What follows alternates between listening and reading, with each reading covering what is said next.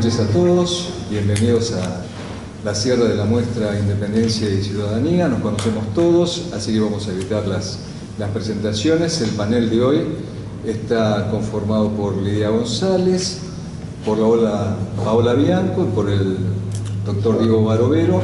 Lo que sí quiero hacer es agradecer y remarcar la generosidad del Instituto Irigoyeniano, que fue gracias a el protagonismo del doctor Barovero, que gestionó una importante cantidad de material para esta muestra. Bueno, la profesora González nos va a explicar el motivo y el objetivo de esta muestra. Paola Bianco va a dar el contexto internacional y el doctor Barovero va a avanzar sobre las cuestiones institucionales y políticas de los festejos del centenario de 1916. Muy bien. Bueno, gracias Daniel. Buenas tardes. Yo voy a tratar de contarles cómo surgió esta muestra y cuáles fueron las ideas que estructuraron la apuesta del material que ustedes han podido ver. Indudablemente las fechas patrias son siempre motivos de conmemoración. Y esa, para empezar, ya es una gran pregunta. ¿Por qué conmemoramos? ¿Qué conmemoramos? ¿Qué sentido tiene ejercitar el hecho de recordar, de homenajear, de celebrar? Esa es una de las primeras preguntas.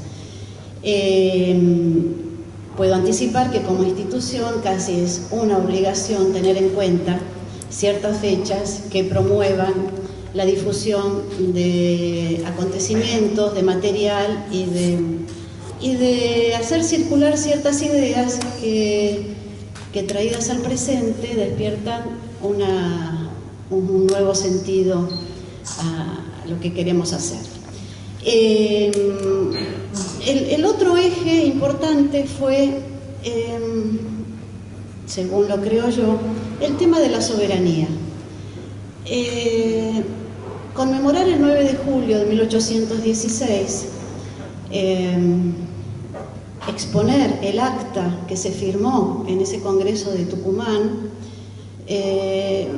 implica tener una mirada que retrospectivamente nos lleva a entender la necesidad de declararse libres de toda esclavitud, extender el sentido de la soberanía más allá del territorio que nosotros conocemos como hoy territorio argentino, y fortalecer la idea de una América libre, o sea, el sentido americanista que tuvo el Congreso de Tucumán. Ese fue un eje central.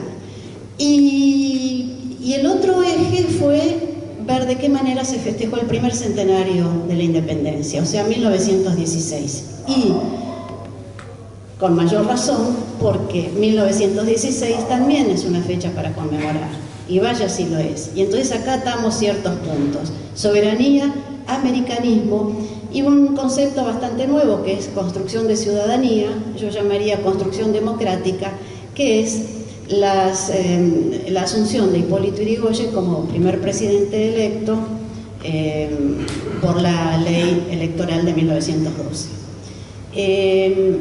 Con estas ideas tratamos de armar ciertos ejes que se pudieran comprender, y como nexo de ambos se me ocurrió que la ciudad de Buenos Aires no podía estar ausente, siendo este lugar, la dirección general es una repartición del ámbito porteño, y entonces también poner a la ciudad de Buenos Aires como puente entre estas dos celebraciones: la Declaración de la Independencia de 1816 y la asunción de Hipólito Yrigoyen en 1916.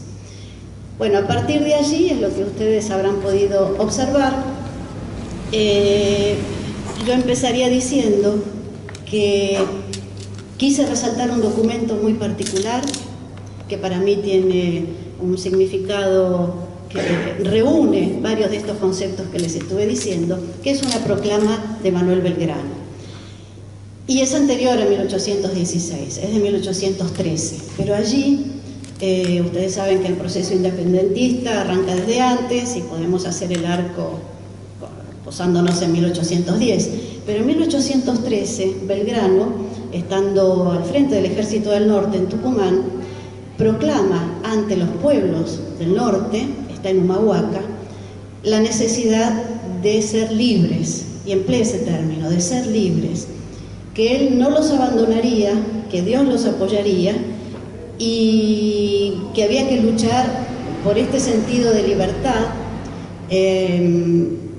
por ellos y por toda la región, por todo el territorio. Es un llamado muy conmovedor que muestra a un Belgrano con ideas muy claras en este sentido y que va a sostener desde fuera del Congreso de Tucumán, instando a agregar algunos puntos en el Acta de la Independencia y algo muy importante como que esté traducida al quechua y al aymara.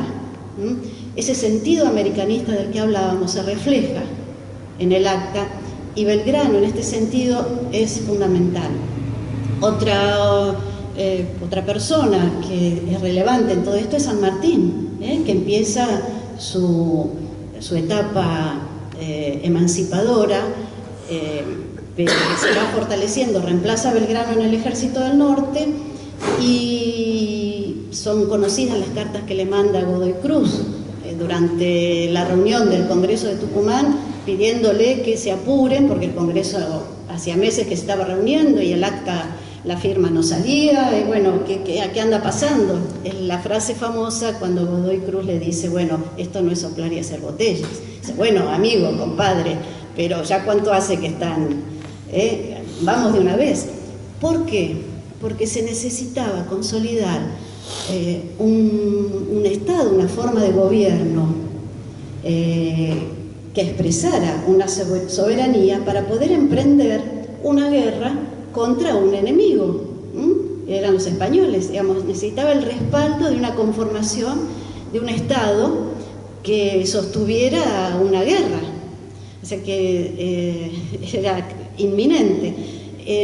Y bueno, y en esto de construir soberanía y de extenderlo con un sentido americanista, me parece que en 1916, al asumir Hipólito Yrigoyen, se concretan de algún modo estos conceptos en una Argentina moderna, pero que sin embargo no llegaba a consolidar una estructura de gobierno de características democráticas hasta ese momento. Así que bueno, esa fue la idea. Y la cuestión de Buenos Aires, ustedes podrán ver en la muestra, me parece central, porque acá hay otro aspecto. ¿Cómo se conmemoró en 1916 la Declaración de la Independencia? ¿Tuvo el mismo brillo que el 25 de mayo de 1910? El centenario del 25 de mayo fue una fiesta con mucha exposición, con visitas de extranjeros, con mucho brillo. Comparativamente, el centenario de la Declaración de la Independencia no tuvo esa imagen. Bueno, ya Paola se expresará sobre el contexto internacional que no ayudó a ese festejo, pero es que tampoco Buenos Aires se manifestó demasiado celebratoria. Hagamos una pequeña acotación. Digamos, Buenos Aires en 1816 no fue el centro de los acontecimientos, fue Tucumán, fue el norte. El foco importante de lo que estaba ocurriendo estaba en el Alto Perú. Y yo me hago esta pregunta, ¿no toleró Buenos Aires no haber sido el centro de los acontecimientos independentistas del 16? Es una pregunta. ¿Qué hizo la historiografía argentina para sostener esta fecha dentro del calendario patrio con el mismo nivel del 25 de mayo? Bueno, hizo y podía haber hecho más. Recordemos que hubo un Bartolomé Mitre, cuya posición historiográfica se centraba en el porteñismo. Y bueno, el 25 de mayo de 1810 tuvo como centro la Plaza de Mayo de Buenos Aires. Fue un acontecimiento porteño que se extendió al territorio. El caso del Congreso de Tucumán fue otra cosa.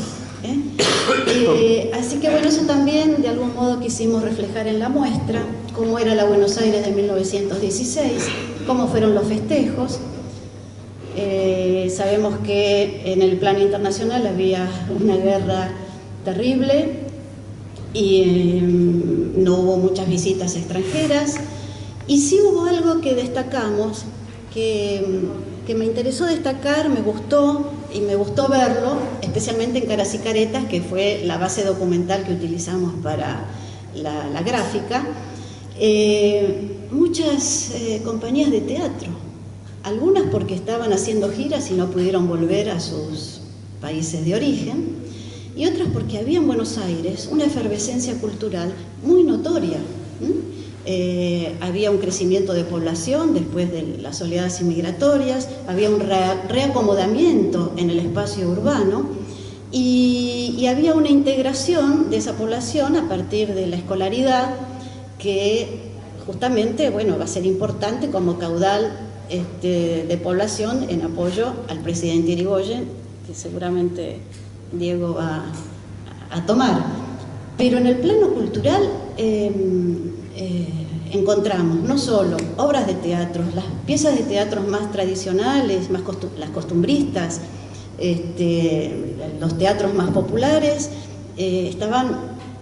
los programas eran impresionantes, la cantidad de artistas y piezas que hoy son clásicas para nosotros. En el plano literario, en el plano bibliográfico, hemos puesto también una muestra de editoriales que se crearon en esta época. Y están las editoriales para los libros culturales, para cierta élite, y están los libros populares para un público ávido de lecturas en un formato más sencillo. Entonces está la editorial Nueva Argentina, dirigida por ingenieros, y está la editorial Tor, del español Torrendelas, que estaba afincándose en Buenos Aires. Digamos que Buenos Aires como centro